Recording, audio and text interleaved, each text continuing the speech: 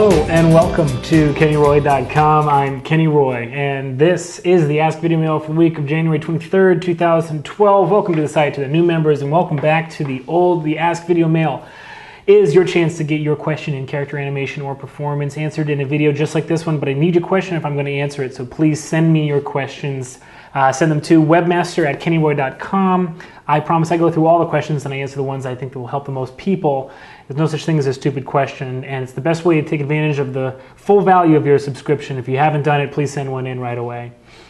This question actually comes from the forum. Someone asked me about this thing, and I decided to do it, just to take it up and show you guys what's going on and how it works and whatever. So you'll see what I'm kind of speaking cryptically, right? I don't know why I'm doing that. I guess I kind of like to reveal the question before I talk about what it's about. But anyway, this is a question from the forums. But I am always still looking for questions for you to send them to me in the email. And don't forget, you can send me your Maya file. If you're having a problem, sometimes I just like to open up a scene file and check out what's going on, and maybe I can fix it for you or talk about it. And maybe it ends up in a video mail. And I don't think there's any other resource out there like that available for people who are learning. Just like to have someone look at their scene file. So take advantage of it. Take advantage of me. Use me, abuse me. Just don't lose me. I don't know what that means. I'm going to go with it. So I think that's it. Not too much news. Finally, actually catching up on sleep. My baby is now almost 11 weeks old, almost 3 months, and he's a joy. He's amazing.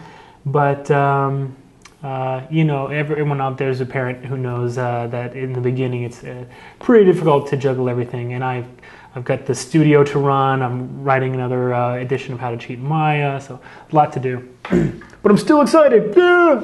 Okay, so this is the forum page that this comes from. It was a question by Bjarki Raffin, Bjarki. And he asked about the eyelid rig that I was demonstrating, or was, you know, on the character that I was demonstrating in the Snappy Dialogue lecture. So I decided I'm going to give it to you guys. You guys can take it and throw it into your characters if you think it's useful and robust. I think it's pretty great. Then it's yours. So I'm going to upload it, and you can just have it. I'm going to show you how I came about this eyelid rig. Jeez. I'm going to call it the eye rig because it's not just eyelids; it's also an eyeball as well. So I'm going to show you how I came up with this eye rig, and just kind of like the idea behind it. So let's take a look right here. Here it is. The eye's open right now. If you have a script that you like to use that saves poses to a shelf, it would be very useful. I just reinstalled Maya, so I don't have any of my scripts on right now. But if you have any scripts that you like to use that create poses on controllers, it would be very useful for this. And I did have a couple saved poses, mainly eye open, or eyelid open and closed, and a few others. So if you take a look, what this basically is a sphere, and if it's unsmoothed, then it looks like this. Now I'm going to show you, I'm going to turn off the skin cluster, basically the enveloping of this sphere, and you'll see that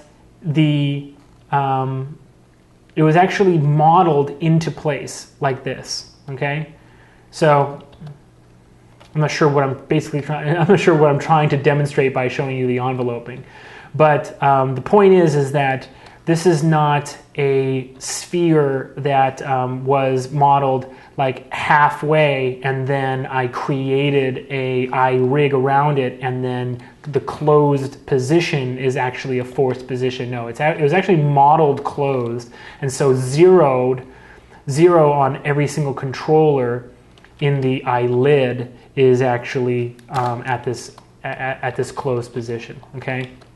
Now, why that's important is because what I created was the method that I used to create it so that the actual the lid actually moves around the eyeball when you are manipulating it, depended on making a decision whether or not it is going to be modeled open or closed. So let me tell you a little bit about what this method is. It kind of looks like the skin of the eyelid is sliding kind of on. If you go too far, obviously it penetrates, right? But it does look for the most part that it's sliding on the surface of the eyeball. And really the way that is happening is I'm taking advantage of the tangency of bones, okay? So let me show the joints and you can see. What I basically have is a joint that is skinned, and I'm going to show you the skin weights right now, that is skinned to each part of this eyelid, okay? And what happens when you move a controller is the joint actually rotates. It rotates because it's using an aim constraint and not a parent constraint. Like Bjarke pointed out in the forum, other rigs, you'd get a problem with the penetration. And I'm not the first person in the world to create a rig where the that uses bones, that uses joints. But this is the only eyelid rig that I've ever seen where all of the controls have aim constraints on them. Basically, there's a nested group under here, and you'll see everything once you download it and take a look. But all of the controls have tangency built into them, meaning when I grab this one and drag it downwards, it actually rotates. It rotates this joint as well.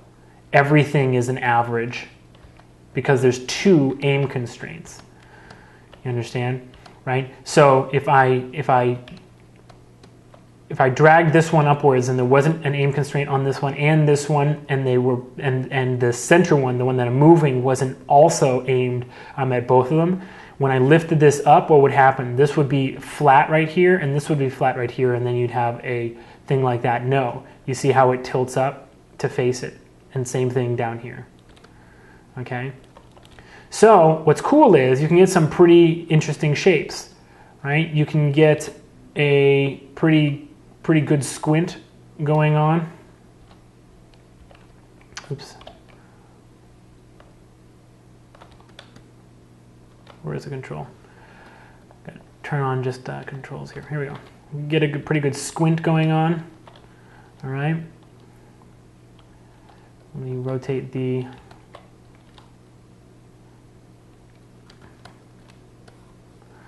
You can get some like angry shapes. Let me give you an angry shape. In fact, let me bring this a little bit more forward. Like this. And basically, I've never found I've never had like a shape that I can't get with these controls. Now you have to be a little bit nice to them. Be gentle with my rig, please. You can't like drag this all the way over here. That just doesn't work. But that's not a shape you'd ever need, ever. So it doesn't really matter, right? So there you kind of have it. Let me hide the joints one more time. Okay. So there you basically have it. The eyelid is controlled just by translating these controls, and within the limits of normal eyelid poses that you'd ever need. Here I can do a really wide open one right here. It's really versatile. There's no pose that you'd actually want. I mean, it's easy to break, right? I mean, I just kind of like broke it, but like But look at this, that you never have that shape. Let's work it out. See what I mean? So never wanted a shape that I couldn't get out of these eyelids, ever. And there you kind of have it. There you have it. Now it does break if you go too far backwards with these, because the weighting, I mean, always could use a little bit better weighting, I guess. And a lot of problems can be solved by just spending, an hour or so, just like reweighting stuff and massaging weights and those kinds of things.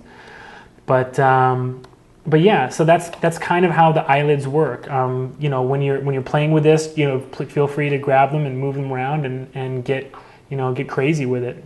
Have a lot of fun. And then you have the eyeball itself, which is controlled by this box. So all you need to do is just constrain the box to your eyelid control, your eyelid world mover if you're using one. I like to, or if it's just in a character where you want to rotate the eyes. I don't recommend that, but sometimes you need it. So you can just parent constraint that. And the way this works is you just rotate it if you like, and then this center circle controls the pupil size, and it has a little bit of, again, it's all skinning, so it has a little bit of influence on the iris, and then this big one controls the iris size. But they work really well together if you want the character to go from like this, like the cat, Puss in Boots, oh, he's so cute, and then he gets scared and it goes down really, really small. Or you could use just the pupil control, oh, he's so cute, and then he gets really, really scared like this. It goes down really, really small. All right. So that's basically it. Don't forget and this last control is it controls the entire eyelid rig in its entirety. So this is something that you should probably pose. If you have a character like Pierre, who his eyes are kind of on the side of his head, then you probably want to default this kind of a little bit over like this, so that the eyelid shape, this is side view. The eyelid shape kind of follows the skew of the eyeballs wherever they are on the head, I would say. And these can all be parent constrained and I think scaled, yeah. Let's see here. Oh, the eyeball, just because I haven't quite figured out how to do the scale on it correctly yet. The eyeball doesn't scale that great. You have to make adjustments to the iris and the pupil when you're done. That's the only limitation of it right now. But it seems as though the eyelid scales basically perfectly. So there you go. I'm going to give you this rig, and you can think about it and use it for anything you want, and post your results, post your animation in the forum, and we'll all take a look and we'll talk about your animation. I kind of just want to make a point that when I started. Actually, I animated in 3D Studio Max. It was actually the first real character animation I did was in 3D Studio Max, I think 2.5. And they just came out with Character Studio 2, where they introduced biped. And that was actually pretty much the first real character animation that I did. I did other stuff, but that was the first, it was a full, like a bipedal character. And boy, was it awful. Oh God, it was terrible. But point of my story, sorry, I'm meandering now.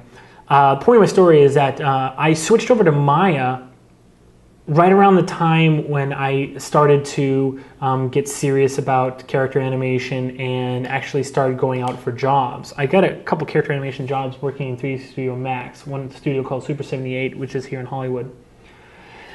And I kind of feel that if you are into animation, that pretty much rigging is the first thing that you should branch out and learn a little bit about. The thing is that, like, I hate scripting. I hate it so much. This rig, for instance, I made this completely by hand. Like, there's no scripts. So, like, getting the controls to be in the right spot and doing the parent constraint or the aim constraints in the right order every single time. There's 3 aim constraints or 2 per control, and there's 8 controls. So we have 16 aim constraints and then nested parent constraints. It got really, really complicated, but I basically just had to, like, calmly just do it, like, one at a time in the right order, knowing and I restarted a few times on this rig. So I know that if I started to learn scripting, things would feel a lot better for me. I know that. But I feel like that I understand, like, how a rig works, and if something, like, goes wrong, I know what to look at first.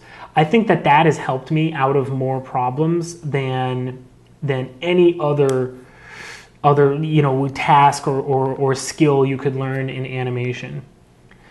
Like, I've never been like, uh-oh, I can't finish my shot and my supervisor is going to kill me.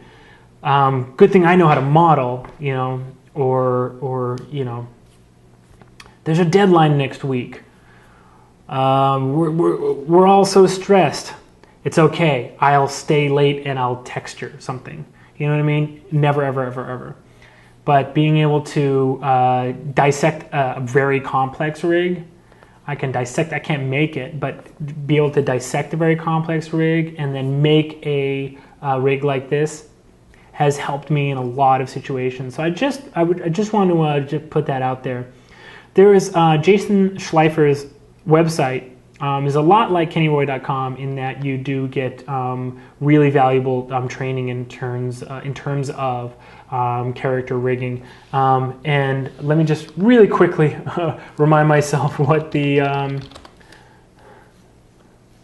website is. It is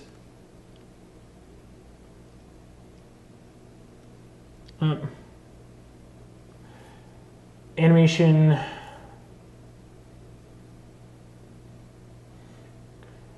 animator friendly rigging.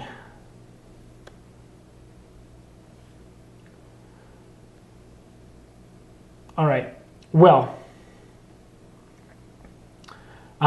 he has these video tutorials. Oh, look, you can just purchase them right here. All right, sorry, found it. I thought it was more of a subscription thing. Anyway, so he's got a checkout page where you can just look at animator-friendly rigging. He didn't ask me. I haven't talked to the guy in, like, years, so this is not like him, like a plug or anything like that. But I just think that it's a really cool resource. You should probably check it out. Maybe buy the first one and see if it's something that's interesting to you. I would look into it. Okay, and listen. There's so many people out there that know so much about the software. It's not enough to be just like a good, like, actor and they'll teach you the computer, and it's not good enough to just be a good actor and know how to animate. There's people out there who are just not willing to settle until they know it all, and they're the ones that are going to get the job. So in order to compete, you got to keep up, right? So that'll do it. I'll give you this rig. There should be a download link right underneath the video here where you can grab the iRig. I almost said iRig again.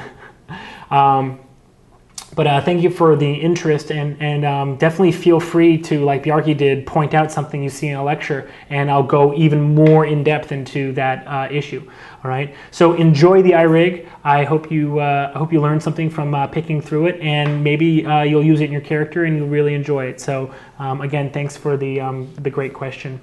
All right, please send more Ask Videomail questions to webmaster@kennyroy.com. I promise I read all the questions. I'll answer the ones that I think will help the most people on this site. Don't forget, you can also send me your Maya files if you want me to pick them apart and help you out and maybe record a video on it. This has been a lot of fun. Thanks a lot. Good luck with your animation, and as always, rock on.